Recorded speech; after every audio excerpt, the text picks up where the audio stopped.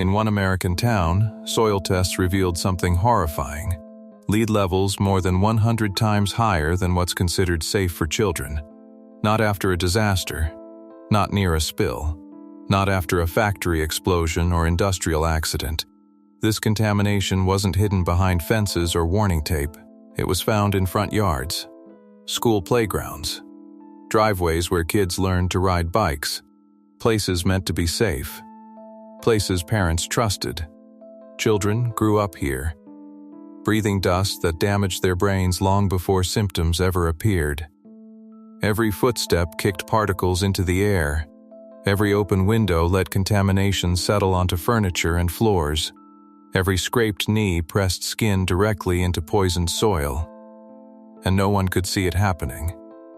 The town was called Picher, Oklahoma. From the outside, it looked ordinary.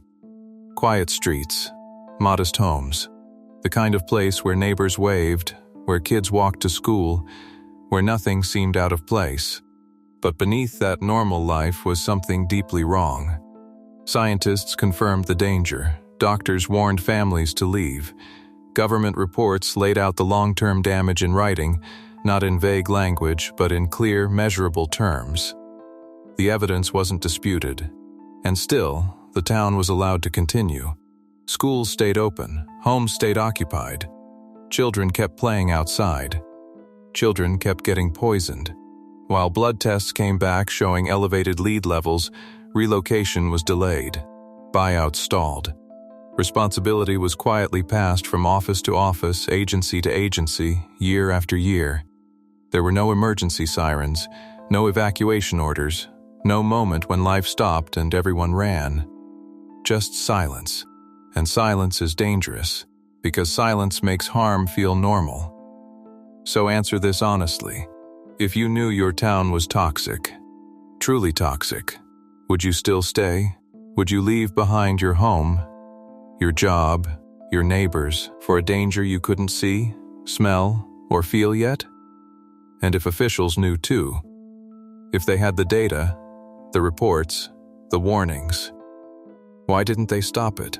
Tonight, on Unseen Truth Stories, we uncover how a booming American town was slowly sacrificed. Not to a single mistake, but to delay, convenience, and decisions made far away from the people who paid the price. Because to understand why Picher was erased, you first have to understand why it existed at all. Picher didn't begin as a warning. It began as a promise. In the early 1900s, beneath the rolling farmland of northeastern Oklahoma, prospectors discovered something that instantly changed the future of the region. Massive deposits of lead and zinc.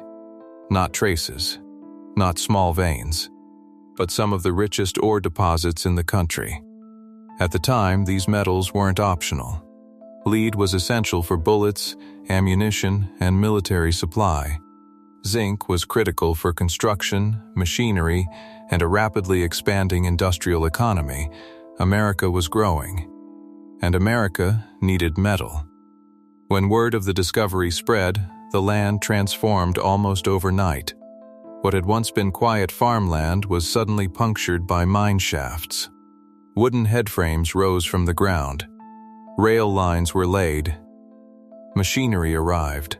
Workers poured in from surrounding states, miners, laborers, engineers, many bringing their families with them.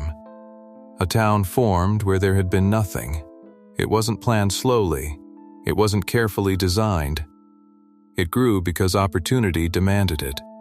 And for a while, it worked. Jobs were steady. Paychecks arrived on time. Men worked underground while families built lives above it.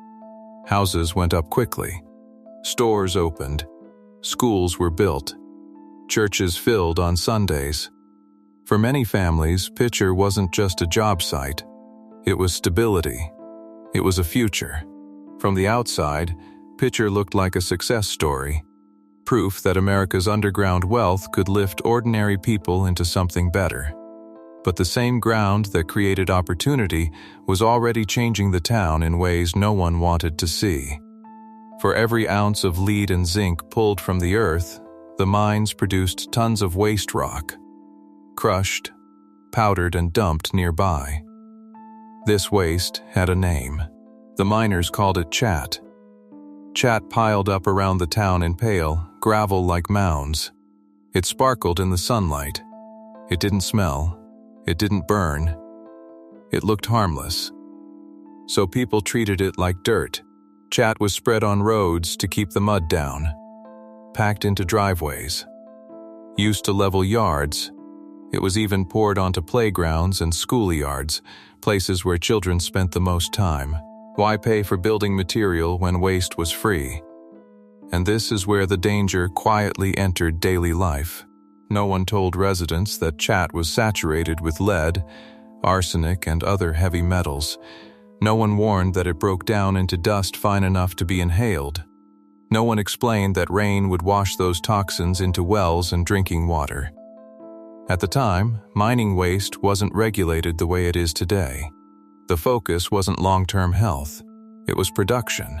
By the time anyone began asking questions, chat wasn't just around Picher. It was part of it.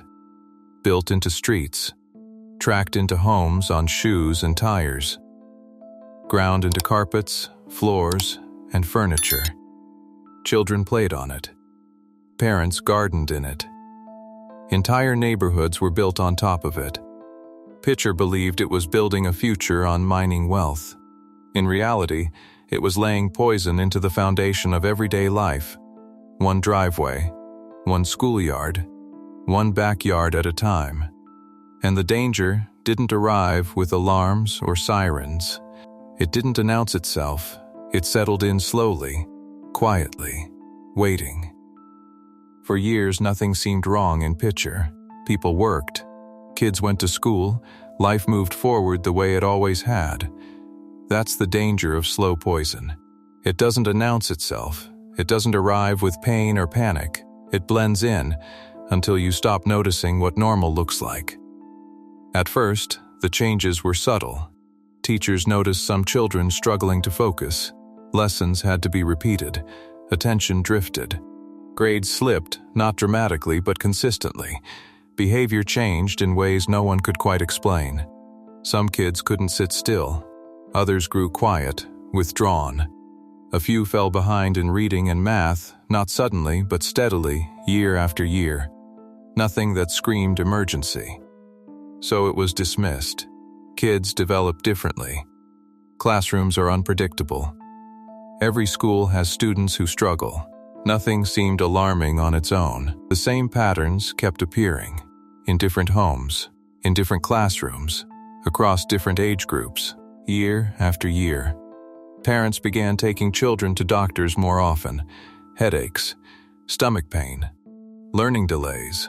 Questions were asked, and answers never really came, until blood tests stopped the guessing. When doctors started testing children in Picher, the results were impossible to ignore. Elevated lead levels. Not borderline, not ambiguous, high enough to interfere with brain development. And lead doesn't just make children sick, it changes how a child's brain forms. It lowers IQ, impairs memory, disrupts impulse control. It affects how a child learns, how they behave, how they process the world. And in children, the damage is permanent. There is no treatment that reverses it. No therapy that erases exposure. Once it's done, it's done. When those results surfaced, scientists widened the investigation. They tested soil around homes. They tested dust inside living rooms and bedrooms. They tested windowsills, carpets, and drinking water. The findings lined up perfectly. Lead was everywhere. In the dirt outside homes, on floors where children played, on windowsills where dust settled every day. Suspended in the air, children breathed, invisible, constant, unavoidable. What made it worse was how ordinary everything still looked. There were no warning signs, no fenced-off zones, no visible contamination. Just houses, schools, and playgrounds, all sitting on poisoned ground. Children walked to school over it. Families tracked it into their homes. Life continued as if nothing had changed. By the time officials finally acknowledged the scope of the problem, an entire generation of children had already been exposed. And exposure wasn't theoretical anymore. It was measurable, documented, undeniable. Charts, lab results, medical records. Picher wasn't just polluted, it was actively harming the people who lived there, especially the ones with the least ability to escape. And once the danger had a face, once it had names, and ages, and medical charts attached to it, the question stopped being, is this place unsafe? It became something far more unsettling. Why is anyone still here? Once the danger was undeniable, the solution seemed obvious. Leave. On paper, it made sense. The land was toxic. Children were being harmed. The science was clear. So why didn't everyone go? Because Picher wasn't just a contaminated zone, it was home. For many families, it always had been. Grandparents had worked the mines. Parents grew up on the same streets. Houses were inherited, not bought. People didn't just live in Picher. They were rooted in it. Leaving didn't mean changing addresses. It meant abandoning history. Walking away from family land, from graves in the local cemetery, from memories that didn't exist anywhere else. And there was fear, not just of poison, but of what came next. Because leaving costs money, jobs were tied to the area, skills were specific to mining or nearby industries, opportunities elsewhere weren't guaranteed. Moving meant risking unemployment, losing health care, starting over with nothing familiar. For families already living paycheck to paycheck, just leave wasn't advice. It was a gamble they couldn't afford to take. There was also uncertainty. Officials didn't give clear timelines. Warnings shifted over time. Some reports downplayed the risk, others emphasized it. Was the danger immediate? Or long-term? Was cleanup coming? Would things improve? Every mixed message bought the town more time, and time, ironically, worked against the people who needed it most. Then came the buyouts. When the government finally offered to purchase homes, many expected clarity. Instead, they got confusion. The process was slow. Paperwork was complex. Eligibility rules changed. Some families qualified, others didn't. Some offers barely covered the value of the house and not the cost of relocating. Others waited years before hearing anything at all. By then, property values had already collapsed. Selling on the open market was impossible. Banks wouldn't issue loans. Insurance became harder to get. People were stuck owning homes no one wanted, including themselves. For some families, the buyout money wasn't enough to rebuild a life elsewhere. For others, it came after children had already been exposed, after the damage was done. And so, people waited. Some hoped the danger was exaggerated. Others believed cleanup would solve it. A few convinced themselves they'd already lived there long enough to be fine. Denial wasn't ignorance, it was survival, because admitting the full truth meant accepting a loss that felt unbearable. And every year that passed made leaving harder. Homes deteriorated, neighbors moved away, businesses closed. Staying started to feel like endurance. Leaving started to feel like failure. The town thinned out slowly, house by house, family by family, and those who remained weren't stubborn. They were trapped by money, by memory, by uncertainty. And Picher didn't give them unlimited time, because just as the town reached its breaking point, something happened that would make the decision for everyone.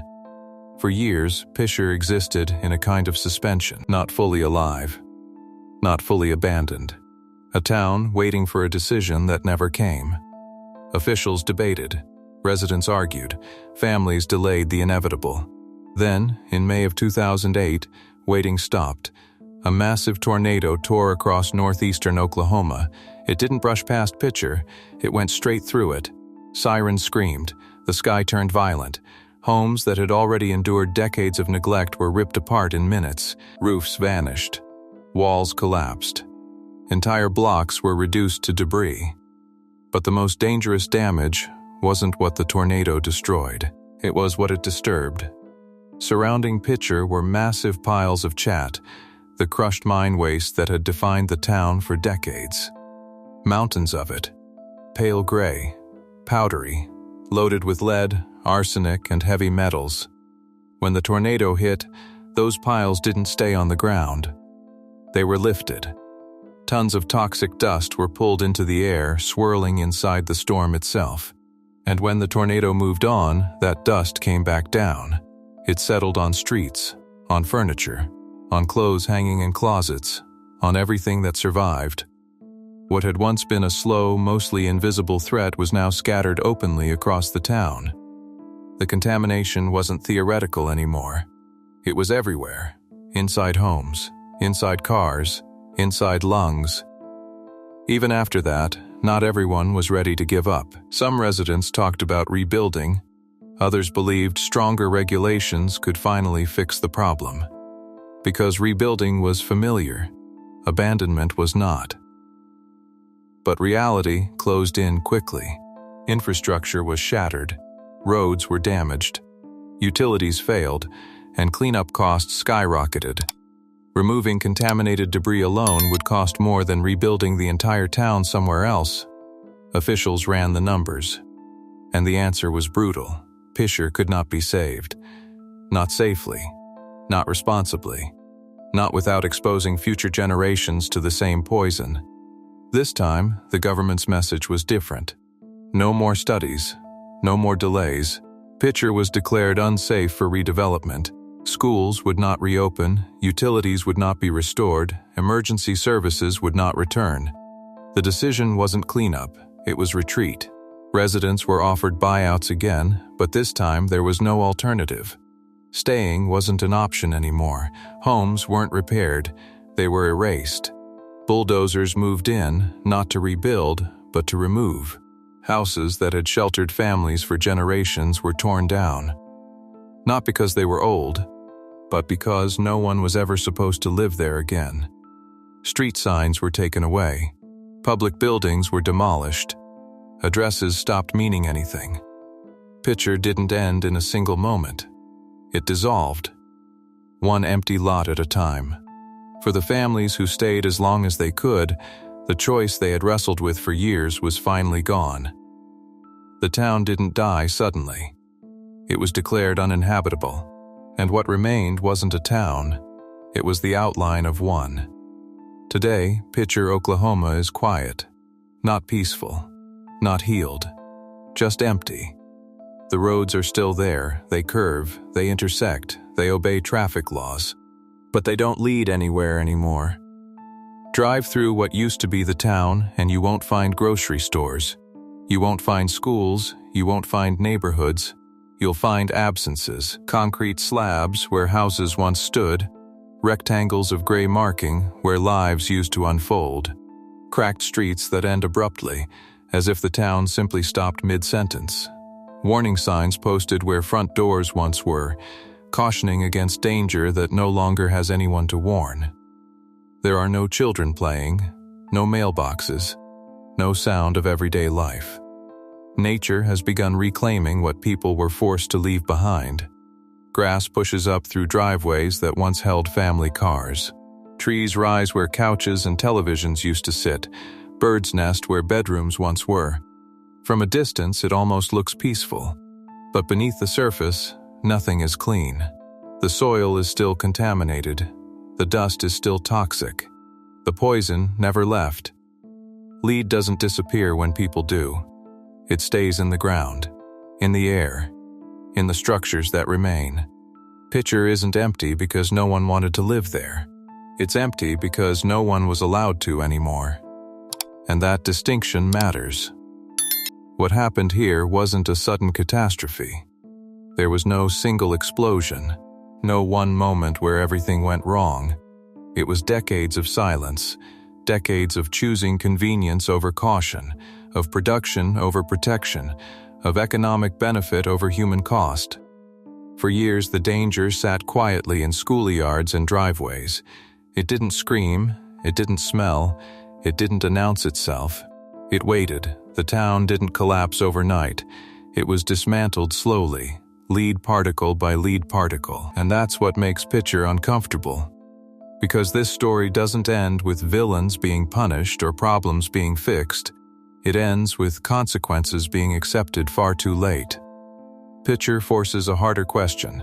How many places look normal right now, but aren't? There are other communities built near mines, near landfills, near industrial sites that promised prosperity. Places where jobs came first, where warnings came later, where harm arrived quietly. Places where the air looks clean, where kids still play outside, where life feels ordinary. For now, Picher reminds us that catastrophe doesn't always arrive with sirens and fire. Sometimes it arrives in dust on windowsills, in soil on playgrounds, in blood test results that come years after the damage is done. The town may be gone, bulldozed, erased, stripped of addresses and street names. But the lesson didn't leave with it. Because the conditions that destroyed Picher still exist elsewhere, and the question it leaves behind isn't about the past, it's about the present. How many communities are living on borrowed time right now, without knowing it? This is Unseen Truth Stories. And some truths don't disappear. Just because the town does,